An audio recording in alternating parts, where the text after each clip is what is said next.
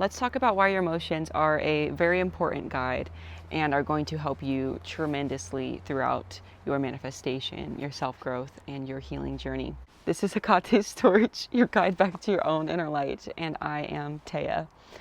Today I want to talk to you guys about how our emotions are not something that we need or even should suppress or repress, and how what we are feeling in response to certain situations can actually guide us deeper within ourselves and eventually free us from old patterns. It can be really tempting to push down, to shove away our more turbulent emotions like sadness, hurt, anger, grief, all those things that don't usually feel so good to feel. But when we suppress our emotions, they can kind of start to twist up inside us. And even at some point, or even if you're really deep into suppression, we might not understand ourselves anymore, or we might start to not understand ourselves because we've pushed those emotions so far down that we aren't looking at them. And it can get kind of confusing of like, why do I feel so triggered all the time? Why do I feel so angry all of the time? Why do I get so upset? All these kinds of things. And what these emotions are actually guides back to our wholeness. This kind of state can be undone where we are confused by our behaviors, our explosiveness, whatever it may be. I wanted to say that it can be undone, and it's not something that you're going to live your whole life with. But also, when we are in those triggered states, they are very, very valuable, because when we look at whatever is happening and the way that it's making us feel, they can show us what embodied state we are embodying, what embodied state we are in. What's so important about this embodied state is that it shows us what we are believing about ourselves. And this isn't usually conscious. It's very subconscious, especially those more repressed, suppressed emotions that can cause us to act in ways that we're not really sure why we're doing it. One easy way to think about what this looks like is the I am phrase. Why that phrase is so important and why God is called the I am is because what we believe we are, I am this, I am that, is what will propel us, what will inspire our actions, what will cause us to feel a certain way about a certain moment. These beliefs aren't always super easy to find, always super clear, but when we look at what triggered us though, and what we believed about ourselves because of the external thing that happened, that is how we find the embodied state that we are living in. So when we are triggered, the way that we feel about that circumstance and the way that it made us feel about ourselves will expose our underlying beliefs of who we believe we are, not who the other person is, because that's can be easy to point to the external. It's them, it's not me. But the way that we receive or perceive and respond and feel about the way those things happen actually says a lot more about us than it does about the other person, than the external event, than whatever situation it is. I'm going to give you one of my most powerful examples. I literally just went through this week. And I kind of started to forget that the I am is everything and is going to be so much more powerful in shaping your reality than all of the little things, right? Because once you believe you are worthy, you are loved, you are enough, then that is going to just keep being reflected in your life. You don't have to manifest earning enough money to prove that you are worthy or whatever else, okay? So this was really huge for me, and this is why I'm talking about it today, is because I remembered, I realized again that this is the foundation, the basis of it all. And the way that I'm kind of seeing it is like there's these, it's like the I am is like the umbrella, and then like below that can be a bunch of other beliefs, but there can be like multiple little beliefs that kind of like Do you see? I don't know if you're visualizing what I am. I see it in my mind. It's like a tree with branches. And so, and like a lot of the main I am beliefs can be things like I am unloved, I am unworthy, I am incompetent, things like that. I'm going to give you some examples to help this sink in. Stories are always so powerful for kind of bringing like lessons and knowledge together. So let me get into this story and tell you what I realized about my beliefs to an even deeper level. I swear it's like I really learned the same thing over and over again, so that it's just like part of me and part of my teachings and stuff as a guide. So I got triggered yesterday because in this manifestation community that I am a part of and that I am learning from and like growing with, there was this guy who got very easily triggered, like twice in one day during our conversations when I was just trying to help or provide assistance, basically, in what he was struggling with. Oh, anyways, to not make the story too long, he got really triggered, and I was just like, what is happening? Little old innocent me, like, what is going on? Why are you angry with me? And at first I really wanted to repress and suppress those emotions, to not give them any importance, and to try to not let him get the upper hand on me, try to not let this guy have control over me, have control over my emotions, and be able to assuage me. Is that the word I'm looking for? To have an effect on me.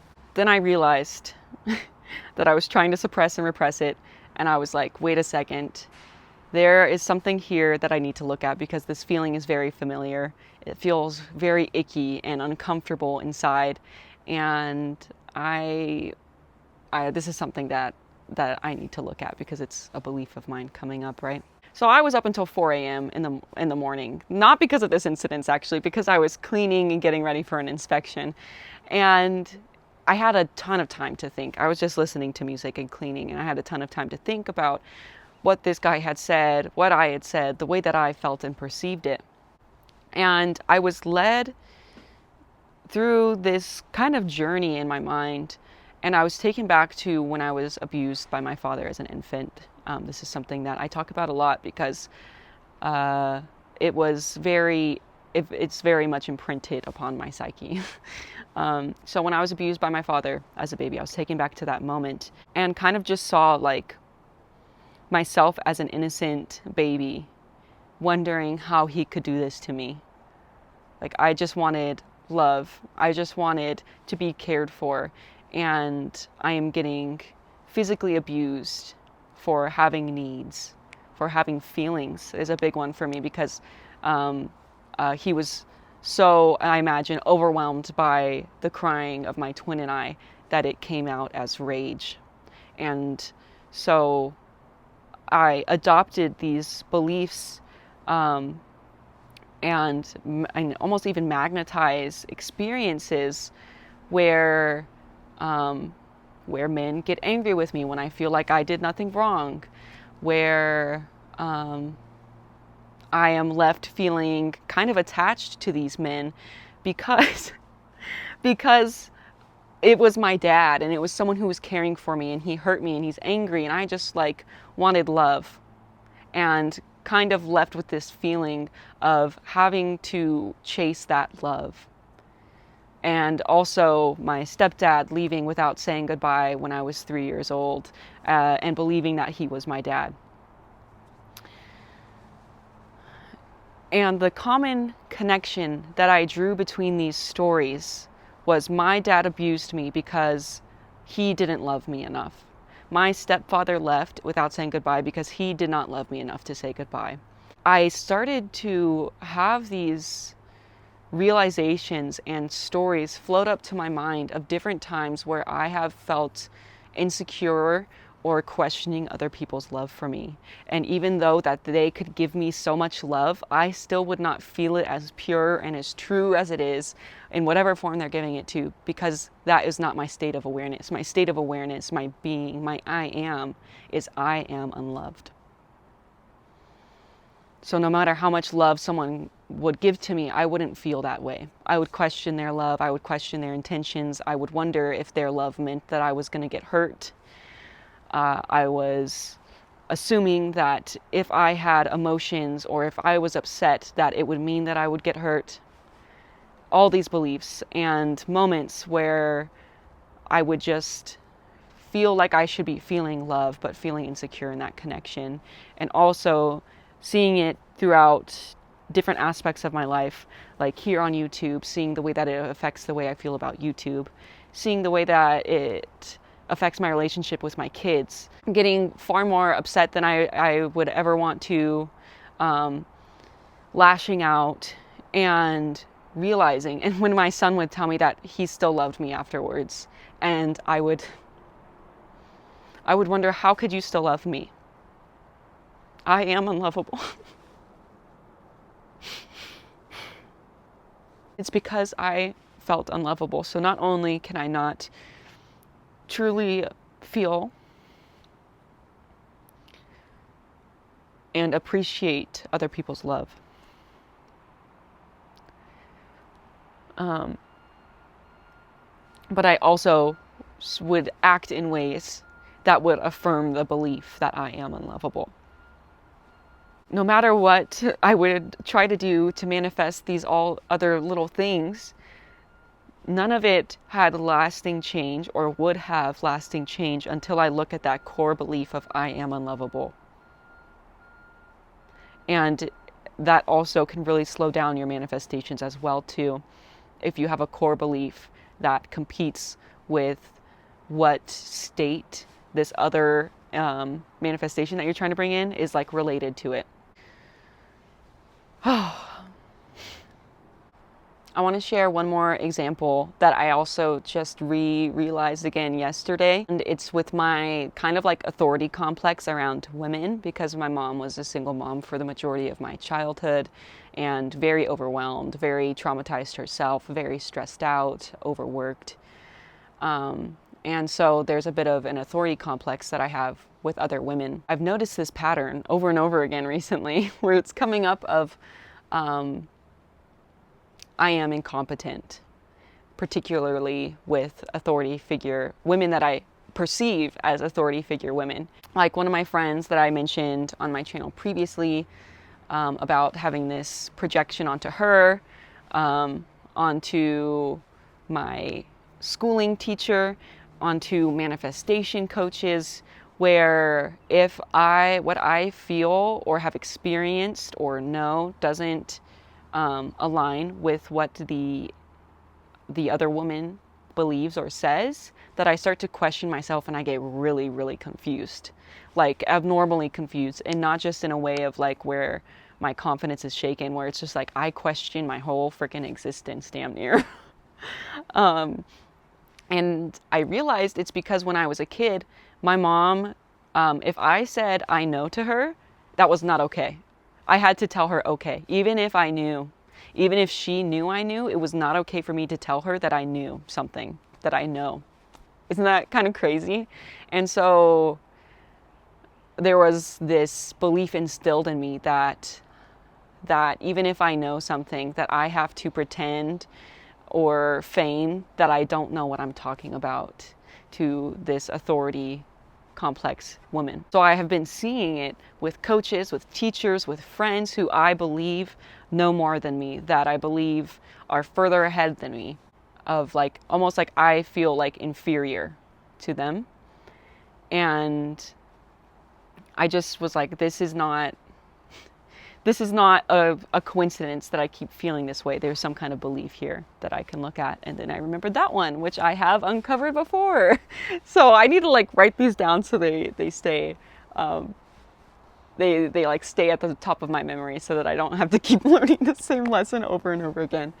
But those are two of my examples. I do hope and feel that they will kind of help what I'm talking about sink into your mind even deeper about how you can apply this to yourself. And these beliefs are not concrete, they are malleable, they are shiftable. With time, with presence, with remembrance, these things can be shifted. It kind of looks like when something pops up and you're aware that that's like triggering a old belief of yours, that you can be like, oh, there's that belief again. And this is so funny because this is exactly what I'm learning in my schooling, and it happens to apply to manifestation as well. My schooling is specifically for emotional and psychological conflicts and how those manifest in our bodies as symptoms. And so it's the same thing for my schooling in that, and then also my schooling, school of life. And also what I'm learning with manifestation, it's the same thing. It's like realize, accept, understand, release, shift. That's kind of the model that I have come up with. A few ways that you can do that, like I said, is kind of like catching it when it pops up, and kind of realizing, giving love to that past version of yourself, and realizing that that's the old story, and create your new story. Also, hypnosis works really well, meditation, breath work, kind of like repeated techniques that are going to help you shift your mind over time, and to not be hard on yourself when you do fall back into old beliefs, because that's just kind of part of the process. We've been wired these ways for a long time, so just having grace with ourselves when we are trying to shift these beliefs. Sometimes it can be hard to see these stories and these beliefs and patterns within ourselves. So if this is something that you would like support on, I am now offering appointments called The Shift. In these appointments, I'm not only someone who's going to listen and provide understanding and presence, but I'm also someone who is going to notice these patterns and provide questions that will give us insight into what exactly your limiting belief is, as well as provide tools for afterwards on how to keep up on shifting these. If that's something you're interested in, my appointments are only an hour long, only $50, only on Sundays, 10 a.m. to 5 p.m. Pacific time. And I hope you guys don't mind me promoting my appointments at the end of every video. I'm not making videos so that I can make money. I'm making videos so that I can help people shift and change. And my appointments are just supplemental on top of that. If someone feels like they need hands-on support to help make these shifts and these changes, that I am here to help. But like I said, these videos are here to help people shift. I'm not trying to withhold anything so that you need to come give me your money. Yeah, because if you're do-it-yourselfer like me, you can't do it by yourself. That is all I have to share with you guys today. I hope it was cohesive enough.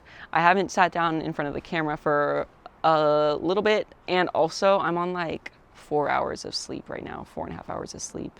I need more sleep. So go ahead, show it some love, subscribe if you want more healing, spirituality, manifestation type of content, and I will see you guys next time. Oh, I gotta set a blanket down or something. That hurts so bad.